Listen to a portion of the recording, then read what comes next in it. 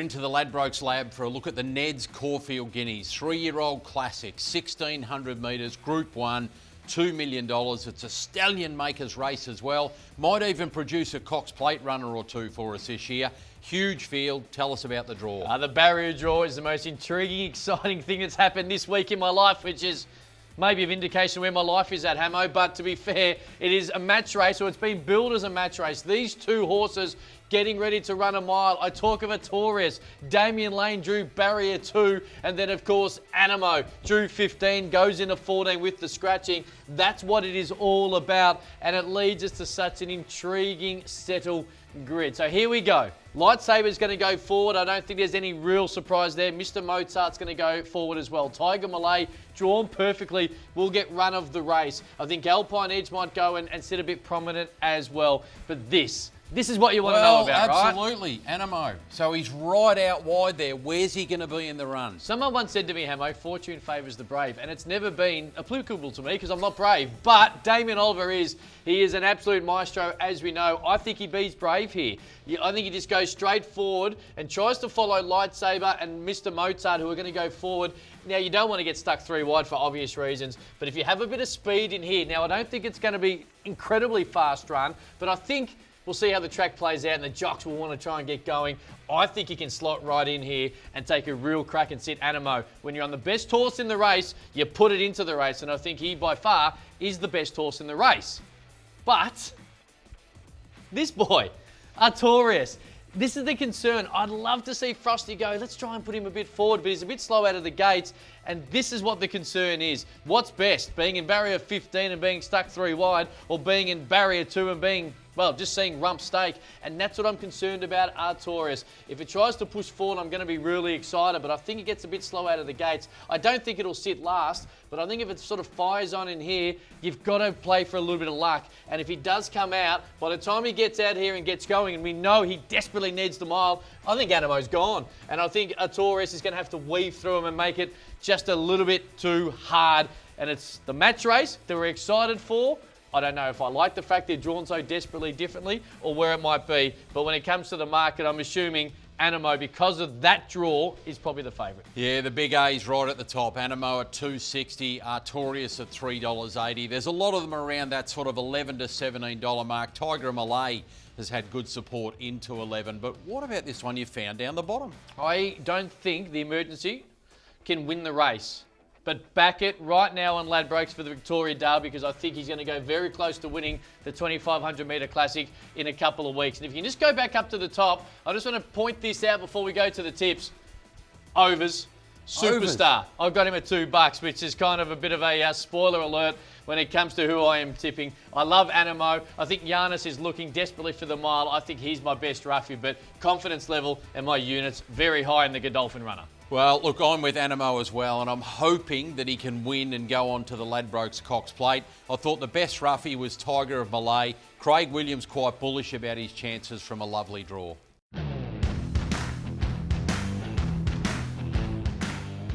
Spring champion time now in the Ladbrokes Lab. Group 1, Randwick, 2,000 metres for the 3-year-olds, $1 million, and in the past it has thrown up a Ladbrokes Cox Plate runner or two.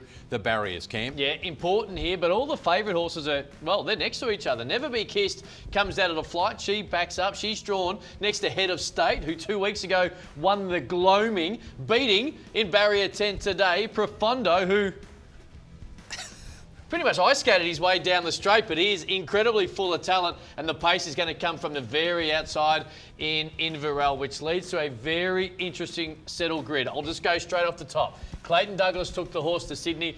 It'll lead. Of course, when we look at this, Profondo and Never Been Kissed, or Never Been Kissed will go first. Profondo will sit on its outside. I think the pace, it won't be an incredibly fast race because they've got to look after these 3-year-olds first time at a mile of the quarter, but that's where they will be. And I think a lot of these horses can sit and watch. No. Where does J-Mac get to? All right, so J-Mac is a freak. That's a positive, J-Mac. I'm not being a negative. He's a freak because he's great at being able to find positions from these outside alleys. And this is what he'll do here. He'll jump and assess the situation. He understands these 3 will go forward. If there's not a great deal of speed coming up from inside him, he might just lob right here and just smoke the pipe for 1,600 metres and pop out like he did in the gloaming. But if they do push up a little bit, he'll just come back and sit here. Might even allow it to. He won't get stuck 3 wide. If he goes forward, he'll get stuck 3 wide. But he's the best at being able to decide where to go in the run. So to answer your question, I've got no idea. That's why I'll leave it up to J-Mac. What's the market telling us, mate? Well, Profondo's been a little bit easy, out to $3.40. Head of State really solidly backed into $3.90. And we go down near the bottom to the filly, Never Been Kissed, at $4.80. You think that she is the value? Yeah, I think that's well and truly overs at $4.80. I love her, and I'm going to tip her. 3 of the last 5 winners of the Champion have been Flight Stakes winners, and I think she'll do it again here. Inverell, I think, can just stack and rack. I think we'll go straight to the lead, and they'll walk at certain stages, so I think he is a chance to hold on nicely. Well, I'm with Profondo. The stable had Castelvecchio go on 2 years ago to run in the Ladbrokes Cox Plate and finish second. I think the plans are the same if Profondo goes well here, and my roughie is French Emperor.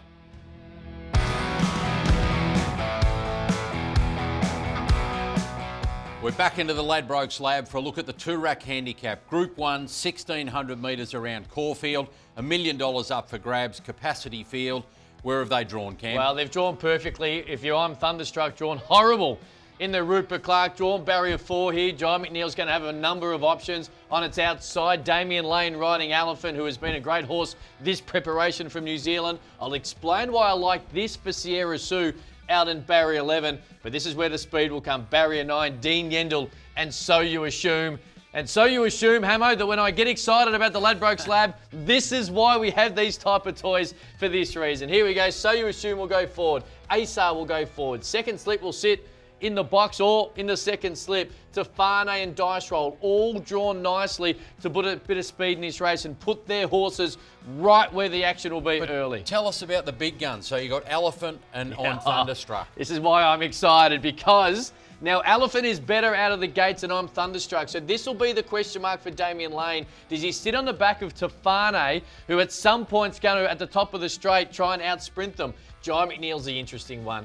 Drawn horribly in the Rupert Clark. Had to go all the way back. Took a bump from Dallasan and still nearly won. But you don't want to be stuck on the back of these and run into a different set of trouble. So I think he might sit on the back of Elephant. I mentioned Sierra Sue. She's got the weight. I'm not certain she can win, but she runs at her best outside horses. So I think with a bit of speed in the race, if you can slip in behind I'm Thunderstruck, or even back here a little bit, she won't be 3 wide. She can have last crack at them. But the Ladbrokes Lab is perfectly set up to try and explain what is going to be an intriguing run, an intriguing settle grid. What's the market telling us, Hamo? Well, it's been all about I'm Thunderstruck at the $2.80, really heavily backed and a very clear favourite.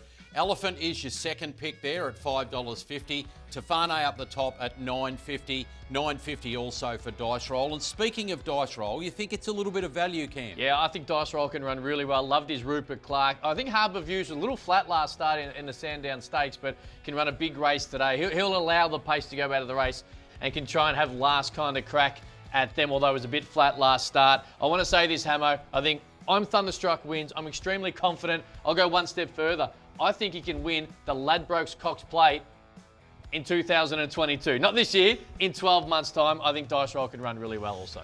All right, well, I'm going against you. I'm going with Elephant, and I think he can actually win this and go on to the Cox Plate in a couple of weeks' time. And I think that Superstorm is your best roughie. Remember, he won at Weight for Age only 2 starts ago.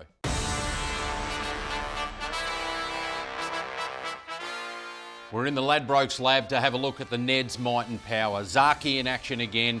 Caulfield, Group 1, 2,000 metres, Weight for Age, $1 million up for grabs. Cam, where's the champ drawn? Well, Ham, I don't think it really matters where he's drawn in this particular race anyway, because he's scaring them off, and understandably so, but he's drawn perfectly in barrier 4. Craig Williams will be like, okay, I'm drawn in 4. What can I do here? I know what I'll do. I'll just follow this horse, No Effort, with Bo Mertens coming out of a slipstream, which I think is going to work nicely for Zaki.